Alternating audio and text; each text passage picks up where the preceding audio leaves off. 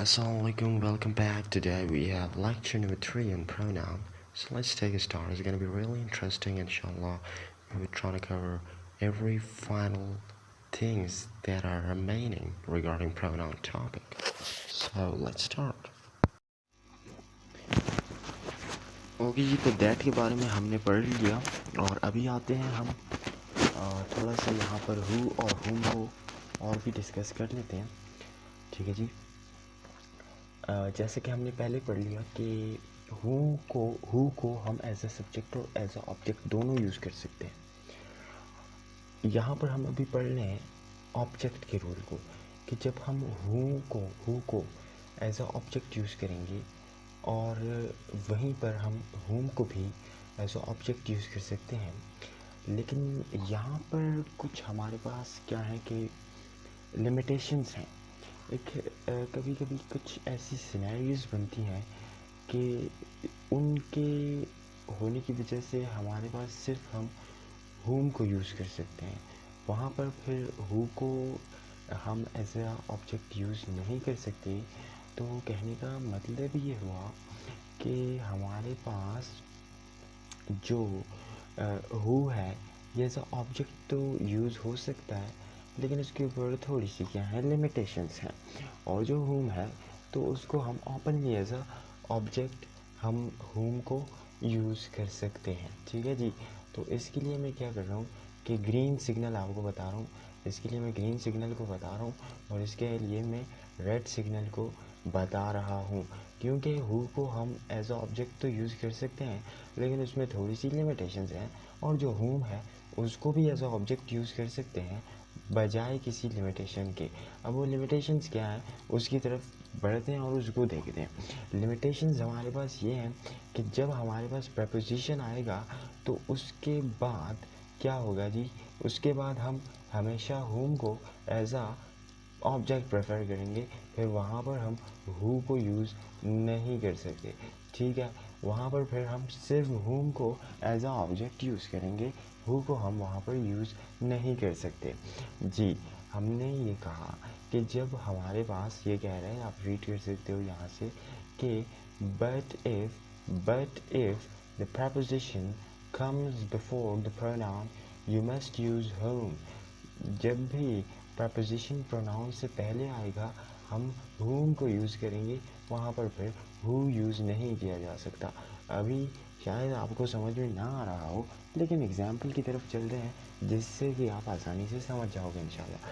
कह रहे हैं कि I don't know the girl who और whom you were dancing with। अब यहाँ पर इन्होंने who को दिया हुआ है और ब्रैकेट में इन्होंने whom को भी दिया हुआ है, यानी कि आप दोनों को यहाँ पर एज अ ऑब्जेक्ट यूज़ कर सकते हो। दोनों को एज अ ऑब्जेक्ट यूज़ कर सकते हो, राइट। यहाँ पर उसका अल्टरनेट फॉर्म है I don't know the girl with whom you were dancing। with whom you were dancing। अब अगर यहाँ पर मैं आपको पूछूँ कि क्या मैं यहाँ पर who लगा सकता हूँ whom की जगह, क्या यहाँ पर who लग सकता है? अगर यहाँ पर मैं who को लिख देता हूँ तो क्या इसमें कोई गड़बड़ है या ये ठीक है? जी बिल्कुल, यहाँ पर गड़बड़ होगी। यहाँ पर हु का लगाना ठीक नहीं है। उसकी वजह से ये है क्योंकि अगर आपने थोड़ा सा भी यहाँ पर गौर किया हो तो ये विद जो हमारे पास है ये एक प्रपोजिशन है और ऊपर हमने क्या पढ़ा, ये चीज़ अगर आपके दिमाग में बैठ गई है तो फिर ऑटोमेटिक सी बात है आप ये डिसाइड कर पा रहे होगे कि यहाँ पर हम विद को क्यों सॉरी हु को क्यों नहीं लगा सकते और यहाँ पर इस हु के ऊपर मैंने क्रॉस का बटन क्यों लगाया है, क्रॉस मैंने क्यों लगाया है। ठीक है, तो समरी ये है कि जब भी हमारे पास ऑप्शन होगा हु और हुम को एज अ ऑब्जेक्ट यूज़ करने के लिए, तो हमें मेक श्योर करना होगा कि यहाँ पर जब हम प्रोनाउन यहाँ पर अगर हमें ब्लैंक दिया जाता है और हमें पूछा जा सकता है कि एज अ ऑब्जेक्ट आप हु को यूज़ करोगे या हुम को यूज़ करोगे। ठीक है, हुम को यूज़ करोगे या आपको ऑप्शन दिया जाए कि बोथ को यूज़ कर सकते हो, बोथ को यूज़ कर सकते हो, तो शायद आपका इसमें से ये वाला ऑप्शन बोथ वाला ऑप्शन ठीक होगा या शायद आपका ये वाला ऑप्शन ठीक होगा, यानी ऑप्शन नंबर बी। अब वो हमें कैसा पता चलेगा कि इनमें से कौन से वाला ऑप्शन ठीक है? हाँ जी, सिर्फ अकेले में ये वाला ऑप्शन कभी भी ठीक नहीं हो सकता। वो मैं आपको दोबारा बताता हूँ। असल में मैं सेम ही बात कह रहा हूँ जो मैं कर चुका हूँ, लेकिन ज़रा सी डिफरेंट एंगल से कह रहा हूँ ताकि और भी ये चीज़ क्लियर हो जाए। अगर यहाँ पर हमारे पास कोई प्रपोजिशन है, जैसे कि हमारे पास इस एग्जांपल में ये विद है यहाँ पर, ठीक है, तो यहाँ पर अगर कोई प्रपोजिशन है, लेट सपोज यहाँ पर मैं टू लिख लेता हूँ, तो फिर वहाँ पर हम सिर्फ होम को प्रेफर करेंगे। और इस तरह के एमसीक्यूज़ में हमारे पास ये ऑप्शन नंबर बी ठीक है, यानी कि होम ठीक है। और अगर यहाँ पर हमारे पास कोई प्रपोजिशन नहीं है या और कुछ और वर्ड है, जैसे कि हमारे पास इस एग्जांपल में कोई प्रपोजिशन नहीं है, तो यहाँ पर हम होम को भी यूज़ कर सकते थे और हु को भी यूज़ कर सकते थे। तो सेम इसी तरह अगर यहाँ पर कोई प्रपोजिशन नहीं है तो हम दोनों को यूज़ कर सकते हैं। फिर उस सिनेरियो में हमारे पास बोथ का ऑप्शन करेक्ट होता है। तो बात की समरी ये है कि हु को हम एज अ ऑब्जेक्ट तब यूज़ करेंगे जब हमारे पास उससे पहले कोई प्रपोजिशन नहीं आ सकता, और वहीं पर हम होम को भी यूज़ कर सकते हैं। हमारे पास दोनों के लिए चॉइस है, ठीक है, दोनों हम यूज़ कर सकते हैं, दोनों इक्वल है यहाँ पर। लेकिन अगर प्रपोजिशन आ गया कहीं पर तो फिर सिर्फ आप होम को ही यूज़ करोगे, फिर हु को आप यूज़ नहीं कर सकते। अगर मैं आपको फिज़िक्स और केमिस्ट्री की लैंग्वेज में, शॉर्टकट लैंग्वेज में समझाऊँ, जो कि आप ट्रिक्स यूज़ कर सकते हो, फिज़िक्स वगैरह में आप यूज़ करते हो ट्रिक्स कि आप डायरेक्ट समरी लिखवाने के लिए आप क्या कर देते हो, डायरेक्टली या इन्वर्सली प्रोपोर्शनल का आप वहाँ पर कॉन्सेप्ट अप्लाई कर लेते हो। तो सेम इसी तरह यहाँ पर अगर मैं आपको आसान अल्फाज में समझाऊँ तो प्रपोजिशन जो है वो होम के डायरेक्टली प्रोपोर्शनल है और प्रपोजिशन जो है वो हु के इन्वर्सली प्रोपोर्शनल है। यानी कि जहाँ पर किसी स्टेटमेंट में हम इन दोनों को हम एज अ ऑब्जेक्ट यूज़ करने की सोच रहे हों, तो अगर वहाँ पर प्रपोजिशन है तो ये चूँकि हु के इन्वर्सली प्रोपोर्शनल है, तो वहाँ पर हम फिर हु नहीं यूज़ कर सकते और वहाँ पर फिर हम होम को यूज़ कर सकते हैं। तो आई थिंक कि इससे ज़्यादा अगर मैं डिटेल में जाऊँगा तो आप लोग भी बोर हो जाओगे। तो चलिए जी नेक्स्ट चलते हैं, देखते हैं कि ये क्या कह रहा है। ये यहाँ पर एग्जांपल्स दे रहा है, कह रहा है कि to whom should I complain against you. अब जैसा कि मैंने आपको बताया कि जब भी प्रपोजिशन आएगा, जो कि आपको साफ साफ दिख रहा है यहाँ पर कि टू जो है वो प्रपोजिशन है, तो उसके बाद हम होम को लगाएंगे, हु को हम नहीं लगा सकते। इसलिए ये वाली स्टेटमेंट हमारे पास ठीक है और जो पहली वाली स्टेटमेंट है वो हमारे पास गलत है। He would take rooms across the road with excellent Mrs. Wicked, whom had once been linen room maid। ठीक है। अब यहाँ पर ये एग्जाम्पल काफ़ी ज़्यादा ट्रिकी है। अब यहाँ पर ये एग्ज़ाम्पल काफ़ी ज़्यादा ट्रिकी है हमारे पास। उसकी वजह ये है कि अभी हमने पढ़ा कि प्रपोजिशन आएगा तो उसके बाद सिर्फ हम होम को एज अ ऑब्जेक्ट यूज़ करेंगे। तो यहाँ पर हमारे पास दो सेंटेंसेस हैं, क्या ये वाली ठीक है या ये वाली ठीक है? तो अगर आप सोच रहे हो कि यहाँ पर तो प्रपोजिशन विद है, तो इसीलिए हमारे पास ये वाली स्टेटमेंट ठीक है, क्योंकि प्रपोजिशन के बाद हम सिर्फ और सिर्फ प्रपोजिशन के बाद होम को एज अ ऑब्जेक्ट यूज़ कर रहे हैं। लेकिन ऐसा नहीं है। उसकी वजह यह है कि हमारे पास, आपने ये बात भी तो दिमाग में रखनी है कि क्या यहाँ पर एज अ ऑब्जेक्ट यूज़ हो रहा है या एज अ सब्जेक्ट यूज़ हो रहा है। This is what we call ambiguity, this is what we call the conceptual test. ठीक है, अगर आप प्रपोजिशन को फोकस करके होम को क्लिक करते हो, इसको करेक्ट कंसीडर करते हो और आप इस बात को भूल जाते हो कि यहाँ पर सब्जेक्ट की तरह ये यूज़ हो रहे हैं या ऑब्जेक्ट की तरह ये यूज़ हो रहे हैं, तो फिर आपसे बिल्कुल मिस्टेक हो सकती है। तो इसलिए पहले आपने फोकस भी करना है प्रपोजिशन को देखने के अलावा ये भी फोकस करना है कि एज अ सब्जेक्ट यूज़ हो रहा है या एज अ हमारे पास ऑब्जेक्ट यूज़ हो रहा है। अब यहाँ पर ये जो हु है और हुम है, यहाँ पर ये जो प्रोनाउन का पोर्शन है, ये यहाँ पर हमारे पास एज ए सब्जेक्ट यूज़ हो रहा है। अगर आप देखें, अब ये मिसेस विकेट हैं, ठीक है, who had once been linen room maid, ठीक है। तो वो लेनिन की रूममेट थी एक बार, एक दफ़ा, वंस अपॉन टाइम, कभी वो लेनिन की रूममेट हुआ करती थी। तो यहाँ पर जो मिसेस विकेट हैं वो सब्जेक्ट हैं, ठीक है। मिसेस विकेट जो हैं ये सब्जेक्ट हैं, और जब ये सब्जेक्ट हैं तो आपको पता है कि होम को हम कभी भी एज अ सब्जेक्ट यूज़ नहीं कर सकते, होम को हम हमेशा एज अ ऑब्जेक्ट यूज़ करते हैं। तो हम इस स्टेटमेंट में चूँकि मिसेस विकेट सब्जेक्ट हैं तो होम को यूज़ नहीं कर सकते, क्योंकि home is not eligible to be used as a subject, right? So we're going to choose this one, and we're going to use who as a subject. So the statement number 2 is correct and statement number 1 is wrong. So you guys also need to keep in your mind that besides preposition there is something else which matters, and that something else is you need to keep in your mind whether the pronoun is being used as a subject or as an object, right? So there are potential chances for making a mistake, so you guys need to be open-minded and broad-minded, if it makes sense. Now आगे move करते हैं। कहता है कि there were some who he found suitable या whom he found suitable।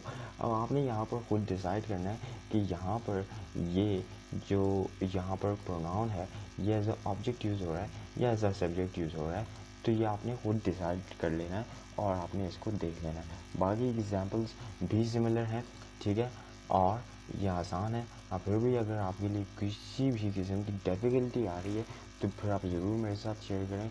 I will try my best इंशाल्लाह, right. आगे चलते हैं रिफ्लेक्सिव प्रोनाउन की तरफ। तो हमारे लेक्चर का सिनेरियो ये था, प्रोसीजर ये था कि हमने पहले, मैंने आपको बता दिया था स्टार्ट में ही कि हम पहले एक एक करके हर प्रोनाउन की टाइप देखेंगे और फिर उसके बाद हर टाइप में जितने भी एमसीक्यूज़, टिप्स, ट्रिक्स, जितनी भी कुछ चीज़ें हैं वो सीखेंगे। तो इसी तरह हमने काफ़ी एमसीक्यूज़ सीख लिए हैं हर एक टाइप से रिलेटेड। अभी आते हैं रिफ्लेक्सिव प्रोनाउन की तरफ। रिफ्लेक्सिव प्रोनाउन वो होते हैं जिनमें सेल्फ आता है, ठीक है, जिनमें आप उस सब्जेक्ट के बारे में बात कर रहे होते हो। वो सब्जेक्ट ही हो सकता है, ठीक है, तो ही हो सकता है या शी हो सकता है या कुछ भी हो सकता है, लेकिन इनमें कॉमन ये है कि इनमें उसी सब्जेक्ट के बारे में बात हो रही होती है, ठीक है। वहाँ पर हम उसी सब्जेक्ट के बारे में बात करते हैं और इसमें सेल्फ को ऐड कर लेते हैं, ठीक है। यहाँ पर हमारे पास कुछ एग्जांपल है। Michael is looking at himself, ठीक है। अब माइकल यहाँ पर एक सब्जेक्ट है और उसी के बारे में बात कर रही है, ठीक है, ये स्टेटमेंट, तो हमने हिमसेल्फ लगा दिया, ठीक है। ये आपको आता ही होगा स्कूल टाइम से, ठीक है, इसमें कोई एक्सप्लेनेशन की ज़रूरत नहीं है आई थिंक, राइट। आगे चलते हैं। कहते हैं कि जी अब यहाँ पर इसके जो एमसीक्यू पॉइंट है तो उसकी तरफ चलते हैं। How are reflexive pronoun use, ठीक है। ये कहता है कि object of the verb, I hurt myself, object of the verb. अब ये हमारे पास एज अ ऑब्जेक्ट यूज़ हो सकता है, ठीक है। आई हर्ट ये एक वर्ब है और यहाँ पर ये जो माई सेल्फ है ये एज अ ऑब्जेक्ट एक्ट कर रहा है। मैंने हर्ट किया किसको। अब ये जो किसको का यहाँ पर जो पोर्शन है वो एज अ होल वो ऑब्जेक्ट है। यहाँ पर जो मैंने कहा कि मैंने हर्ट किया किसको, तो ये वाला जो पोर्शन है ये एज अ होल ऑब्जेक्ट है, ठीक है, क्योंकि उसके ऊपर वर्ब परफॉर्म हो सकता है। अब ये ऑब्जेक्ट कोई और भी हो सकता है। आई हर्ट माई पेट, आई हर्ट माई पेट, ठीक है, पेट हो सकता है कुछ भी, या कोई और इंसान हो सकता है, ये कोई भी हो सकता है। लेकिन अगर आपने ख़ुद को ही हर्ट किया है, आप अपने बारे में बात कर रहे हो, जो स्टेटमेंट का सब्जेक्ट है वही स्टेटमेंट का ऑब्जेक्ट है, तो वहाँ पर फिर हम रिफ्लेक्सिव प्रोनाउन, हाँ जी, हम माई सेल्फ यूज़ करेंगे, ठीक है, क्योंकि यहाँ पर आई है। अब ये और भी कोई हमारे पास स्टेटमेंट हो सकती है, ही हर्ट हिमसेल्फ होगा फिर, ठीक है, तो ही हर्ट माई सेल्फ तो फिर नहीं लगा सकते। तो हर एक जो हमारे पास प्रोनाउन है, ही है, शी है, आई है, वी है, ठीक है, इसके लिए फिर अपने अपने रिफ्लेक्सिव प्रोनाउंस हैं, वहाँ पर फिर आप इसको याद करने। अगर आपको नहीं याद, आई होप कि आपको याद होंगे, क्योंकि ये हमें स्कूल टाइम से ही आते हैं, ठीक है। तो यहाँ पर हमने क्या पढ़ा कि इसको हम एज अ ऑब्जेक्ट यूज़ कर सकते हैं। ऑब्जेक्टिव प्रपोजिशन ठीक है, हम इसको ऑब्जेक्टिव वर्ब तो यूज़ कर सकते हैं, जैसे हमने एग्जांपल में पढ़ लिया ही हर्ट हिमसेल्फ या आई हर्ट माई सेल्फ, ठीक है। लेकिन अब ये यहाँ पर हम as a object of preposition भी यूज़ कर सकते हैं, ठीक है। यानी कि प्रपोजिशन के बाद भी यहाँ पर हम ये अक्सर औकात लगाते रहते हैं रिफ्लेक्सिव प्रोनाउन, ठीक है। She was sitting bye her self, ठीक है, बाय हर सेल्फ, हाँ, you worry about your self, ठीक है। तो ये हम किसके आफ्टर यूज़ कर सकते हैं, वर्ब के आफ्टर यूज़ कर सकते हैं, और एट द सेम टाइम ये हम एज अ प्रपोजिशन के आफ्टर भी यूज़ कर सकते हैं, ठीक है। ग्रामर की लैंग्वेज में हम इसको कहते हैं कि ऑब्जेक्ट ऑफ प्रपोजिशन भी यूज़ हो सकता है और ये ऑब्जेक्ट ऑफ वर्ब भी यूज़ हो सकता है, ठीक है। तो इसमें कोई ख़ास बात है नहीं। इनडायरेक्ट ऑब्जेक्ट ऑफ वर्ब, अब ये जो पॉइंट है ये बहुत ज़्यादा इन दोनों जो हम पढ़ चुके हैं पॉइंट्स, उनके मुकाबले में ये थोड़ा सा डिफ़िकल्ट है।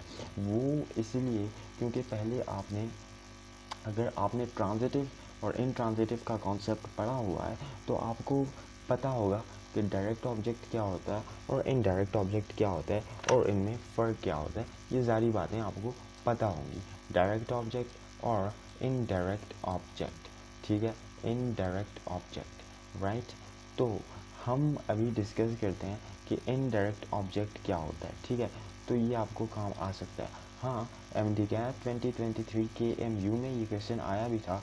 उन्होंने एक स्टेटमेंट लिखवाई हुई थी और उस स्टेटमेंट में उन्होंने एक वर्ड को ब्लैंक किया हुआ था, यानी कि अंडरलाइन किया हुआ था, और ऑप्शन में पूछा हुआ था कि बताओ क्या ये डायरेक्ट ऑब्जेक्ट है, ठीक है जी, ये बताओ क्या ये डायरेक्ट ऑब्जेक्ट है या ये इनडायरेक्ट ऑब्जेक्ट है।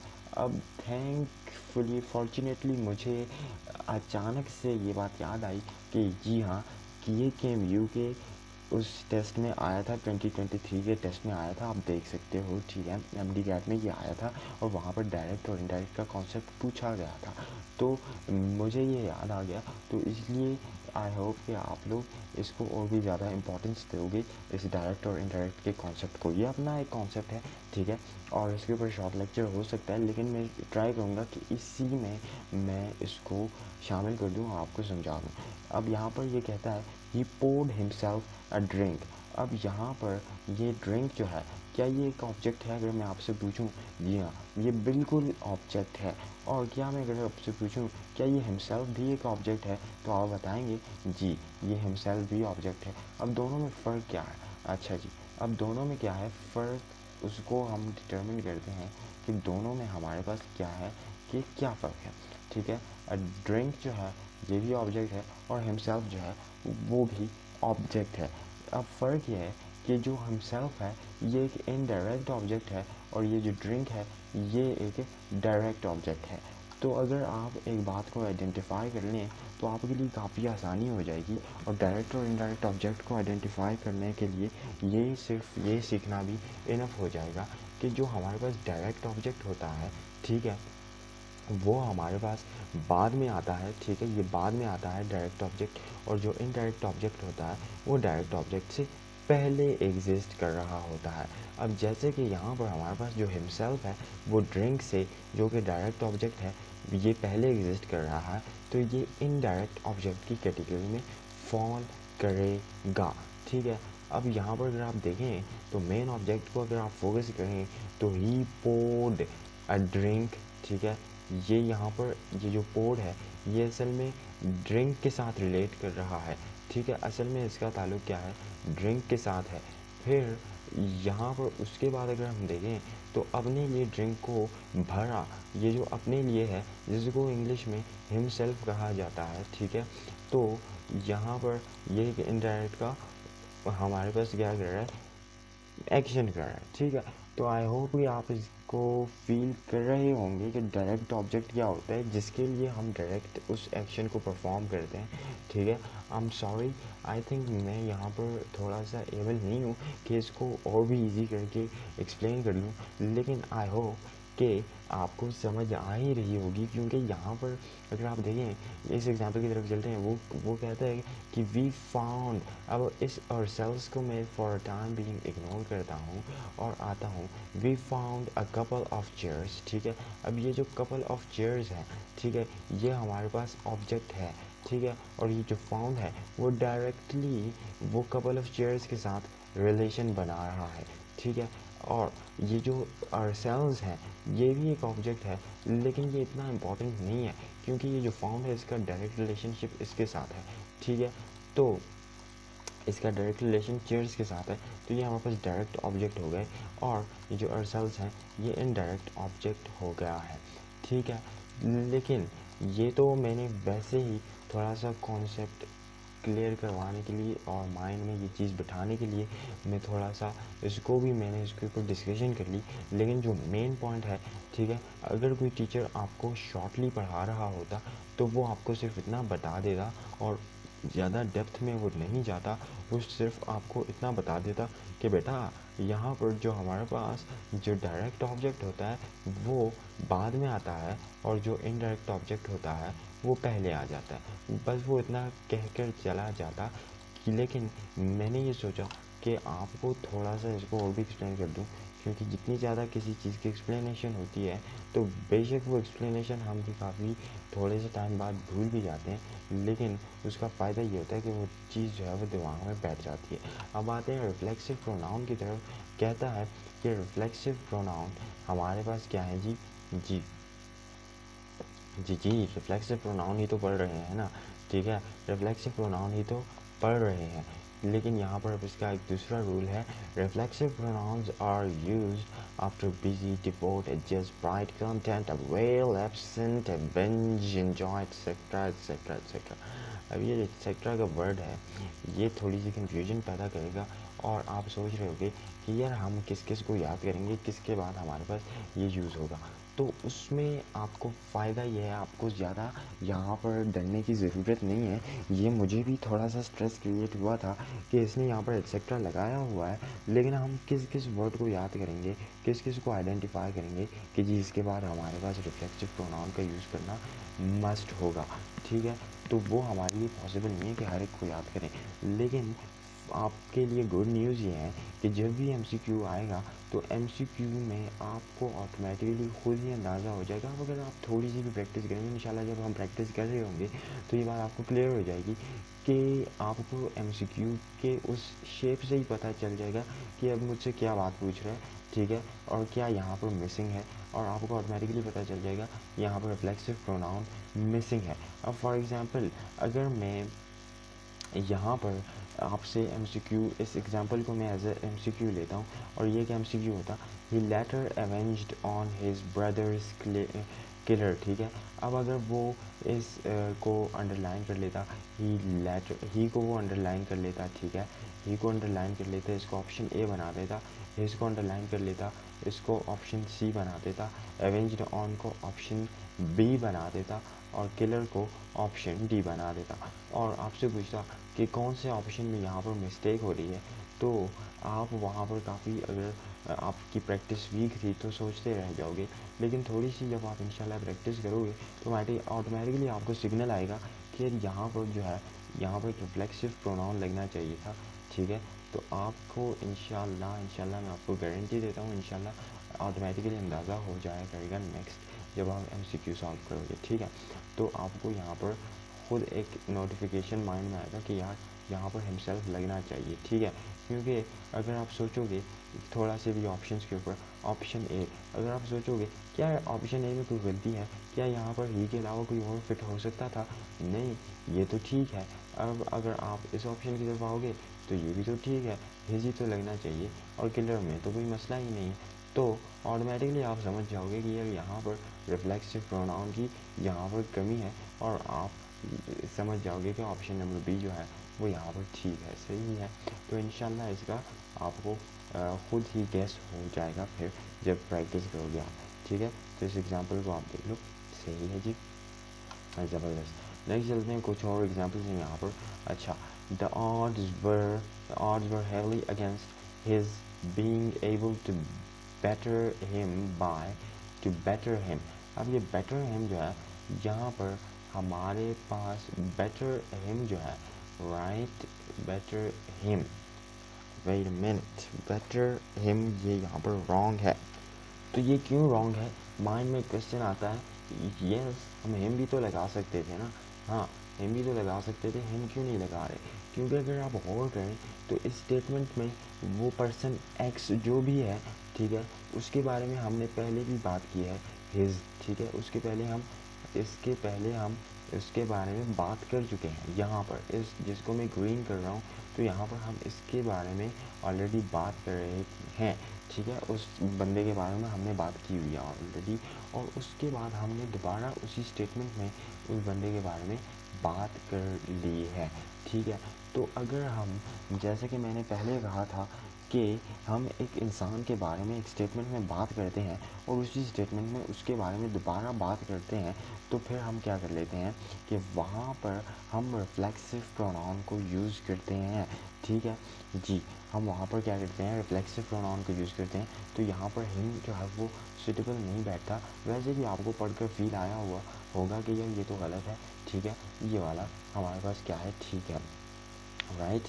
तो नेक्स्ट चलते हैं, one did find one alas standing bye Trunks and suitcases, वो या वन सेल्फ होगा, ठीक है, तो वन सेल्फ होगा। अब ये वाला तो एग्जांपल काफ़ी आसान था, ठीक है, क्योंकि यहाँ पर वन जो है वो सब्जेक्ट है, और सब्जेक्ट के बारे में जब हम दोबारा बात करते हैं तो फिर सेल्फ को लगाते हैं, तो वन सेल्फ हो जाएगा, ठीक है। लेकिन यहाँ पर जो दूसरा MCQ पॉइंट छुपा हुआ है वो स्टेटमेंट तो में तो खैर नहीं है, लेकिन मैं उसको और भी वाज़ेह कर दूंगा। MCQ कैसे वैसे से आते हैं जो आप देख लोगे इंशाल्लाह प्रैक्टिस करते हुए। MCQ ऐसे आते हैं कि पहले वो वन को यूज़ कर लेता है, ठीक है, और दोबारा जो ऑप्शन देता है उसमें ब्लैंक दे देता है, और वन सेल्फ की जगह वो आपको ऑप्शन में दे देगा हिमसेल्फ, ठीक है, हिमसेल्फ भी वो आपको ऑप्शन में दे देगा। तो मुझसे जो मिस्टेक हुआ करती थी, मैं क्या किया करता था कि मैं ज़्यादातर हिमसेल्फ को चूज़ करता था, ठीक है, तो मैं क्या करता था, हिमसेल्फ को चूज़ करता था। फॉर एग्जांपल ये अगर यहाँ पर ब्लैंक था तो मैं क्या करता था, मैं कहता कि one did find himself at last standing, ठीक है। लेकिन जब भी हमारे पास वन आ जाता है तो वन एक न्यूट्रल जेंडर है, वन से हमें एक न्यूट्रल नाउन है, वन से हमें कोई पता नहीं कि ही की बात हो रही है या शी की बात हो रही है, ठीक है, इंडिविजुअल तो है लेकिन ही है या शी है हमें कोई पता नहीं है, इसीलिए हम दोबारा वन सेल्फ यूज़ करेंगे। हर सेल्फ या हिम सेल्फ यूज़ करना ये गलत है, ठीक है, तो इस चीज़ का आपने ख्याल रखना है MCQ को सॉल्व करते हुए। Go in there and dry your eyes and fix yourself, ठीक है। तो ये कुछ एग्जांपल्स हैं, ये भी आसान है और आप देख लोगे, ठीक है जी। पोजेसिव क्या है जी, सॉरी, इंडेफिनिट प्रोनाउन, ठीक है, अच्छा जी, इंडेफिनिट प्रोनाउन के ऊपर थोड़ी सी बात करते हैं। समबडी, एनीबडी, आपको पता है कि जितने भी बड़ी वाले जितने भी होते हैं ये इंडेफिनिट प्रोनाउन होते हैं, ठीक है जी।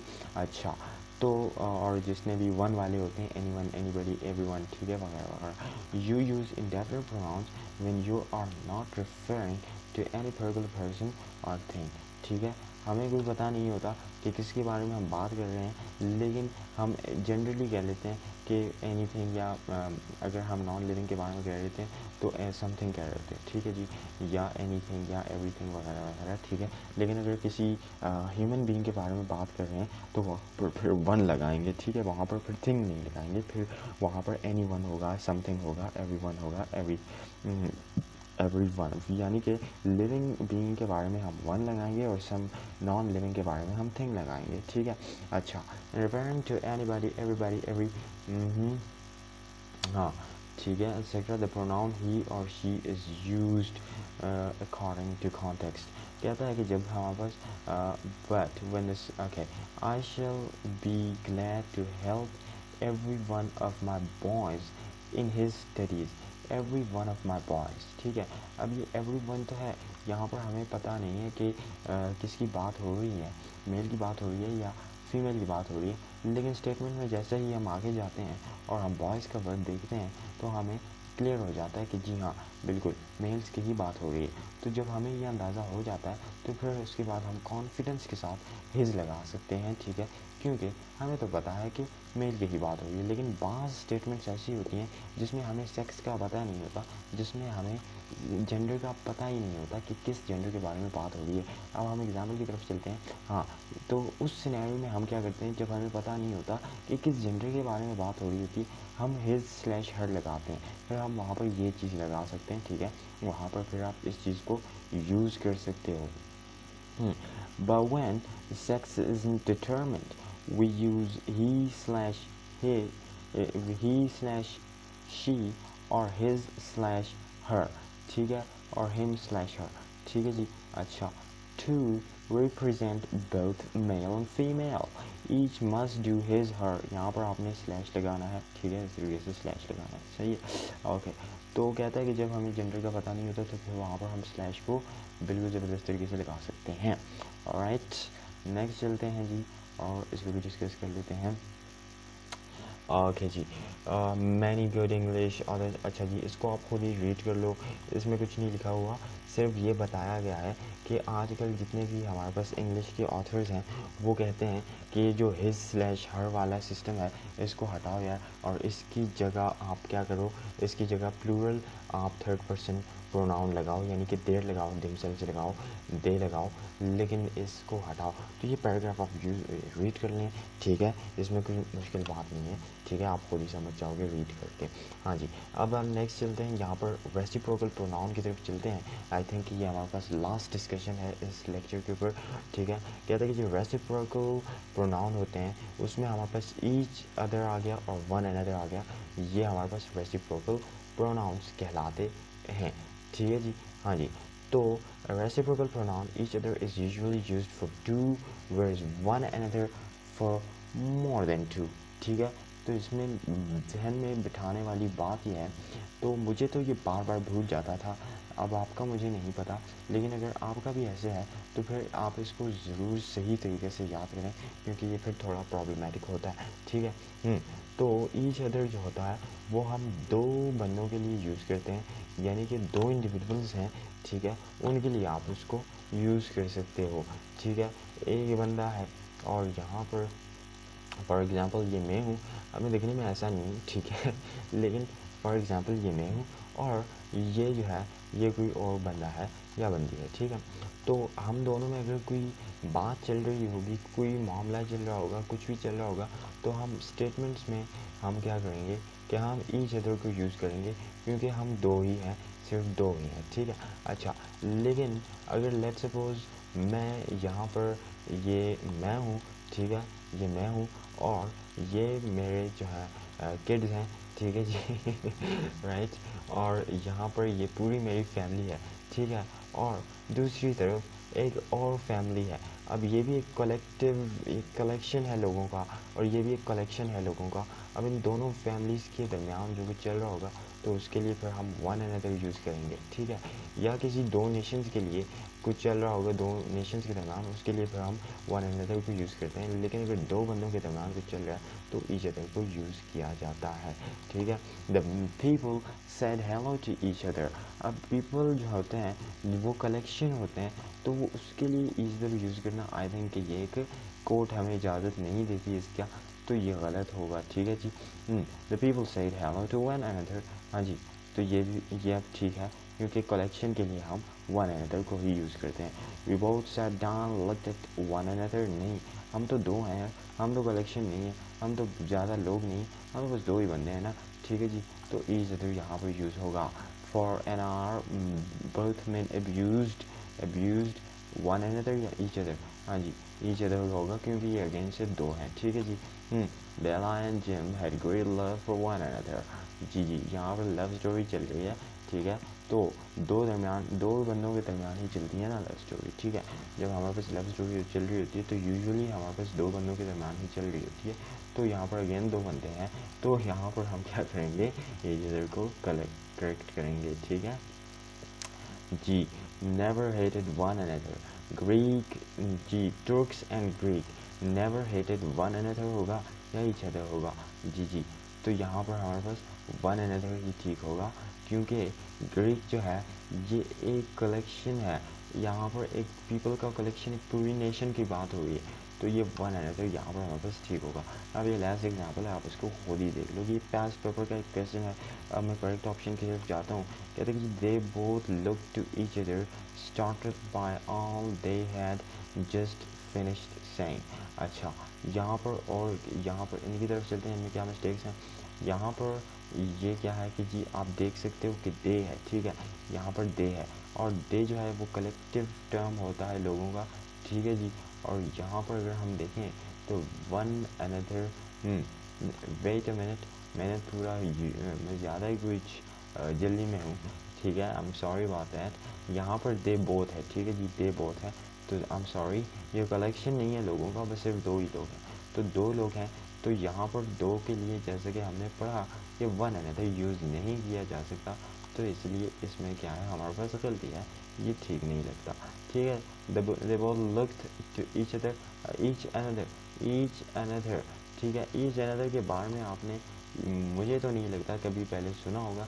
ईच अदर जो है वो इंग्लिश ग्रामर में एग्जिस्ट ही नहीं करता, तो ये मिस्टेक आप कभी भी मत करें, ये वाली हरकत नहीं करनी, ठीक है। तो ईच अनदर नहीं होता, ईच अदर होता है, ठीक है जी। हाँ, तो नेक्स्ट चलते, कहते हैं जी ईच अनदर, अगेन इसने ईच अनदर लगाया हुआ है, ठीक है। और यहाँ पर अगर हम देखें तो यहाँ पर कोई भी मिस्टेक नहीं है, यहाँ पर इसकी भी वर्ब की फॉर्म की भी मिस्टेक्स चल रही हैं, ठीक है जी। दे लुक्ड, अब यहाँ पर पास्ट की बात हो रही है, लुक्ड की बात हो रही है, और आगे उसने जाकर क्या किया हुआ है, आगे उसने जाकर प्रेजेंट को लगाया हुआ है, स्टार्टल को लगाया हुआ है, ठीक है। तो यहाँ पर तो मिस्टेक है, हाँ जी। तो यहाँ पर जो ये वाली स्टेटमेंट है इसमें कोई मिस्टेक नहीं है, हाँ जी, आप खुद ही रीड कर लो इस स्टेटमेंट को, ठीक है। एंड आई थिंक कि यहाँ पर हमारे पास ये जो चैप्टर है, ये जो लेक्चर है, ये क्लोज हो रहा है, हाँ जी, आई होप सो। हाँ, यस, ये क्लोज हो रहा है। तो बचपन में हम क्या किया करते थे कि जब भी हमारा कोई चैप्टर वगैरह क्लोज होता था तो ऐसे डबल लाइन लगाया करते थे, ठीक है। मैं तो नहीं लगाया करता था, अक्सर भूल जाता था, and I don't care about those things, ठीक है जी। हाँ, पेपर में लगाया करता था, लेकिन जी कॉपी में मैंने कभी ये वाली लाइन नहीं लगाई, ठीक है। मेरी तो कॉपी भी इनकम्प्लीट ही रहती थी अक्सर। तो बात यह है कि अल्लाह हाफिज़, और अल्लाह आप सबको कामयाब करे। लव यू गाइस, जज़ाकल्लाह खैर।